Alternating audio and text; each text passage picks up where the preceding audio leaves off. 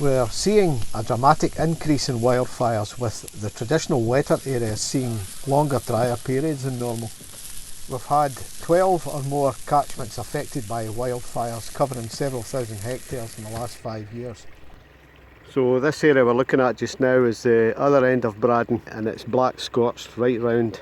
We're seeing wildfires in areas not normally associated with wildfires. Here we have a wildfire that started about 5 weeks ago. We believe it was started as a member of the public to try and clear an area to make walking easier. From Scottish Water point of view, this can cause ash to blow into the catchment, into the water, and results in taste and odour complaints. If it's near a reservoir, when the fire is out, the ash gets blown into the water, and that can cause problems for the treatment process. Around 70% of Scotland's public drinking water supply has a start in peatland and moorland, and 525,000 hectares in total.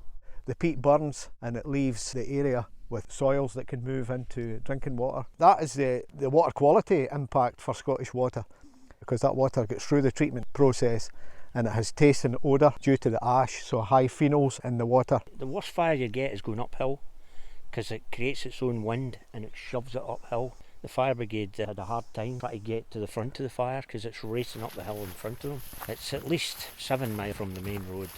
What we're seeing is a definite trend towards fires happening more frequently in the earlier parts of the year, round about late winter, early spring, and having higher fire intensity towards the end of the summer, beginning of autumn. So we are seeing a shift in the way that fires are occurring and the behaviour they exhibit in Scotland.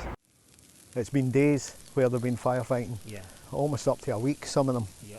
Climate change is definitely having an impact. We're seeing more fuel available, and we're seeing the weather conditions that allow that fuel to catch fire. And when it does catch fire, there's more of it, so we're getting higher fire intensity. So that one that went from Loch Doon to Loch Braddon was 5 miles across. It was very damaging to wildlife, nesting birds, and all the insects in the environment was ravished by that fire. We're having slightly drier winters, and March to May is the time that wildfires are at the highest risk of going. Raising awareness to the public is certainly one thing we can do. The risk that it can cause. These trees are worth money to the economy.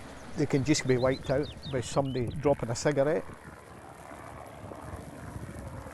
In other parts of the world, we see people losing their life on an annual basis. And unfortunately, with climate change, that's the type of climate that we're going to see in relation to fire in Scotland within the next few decades. It's incredibly challenging for our firefighters to go into because of the terrain they've got to work in.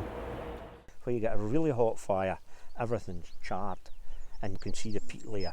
It could burn for weeks. You're losing your carbon capture there with the peat burning. Wildfire can cause damage to peatlands because it can actually set fire to the actual peat. This can ignite in the ground, and that layer of carbon capture is gone. The peat is damaged and the carbon is released into the atmosphere. So the thing to remember here is, if you are venturing out to explore a beautiful countryside, follow the Scottish Access Code, especially around lighting fires. Respect and care for the environment. Take all your litter home, leave no trace, and if you need to light a fire, use a stove rather than an open fire.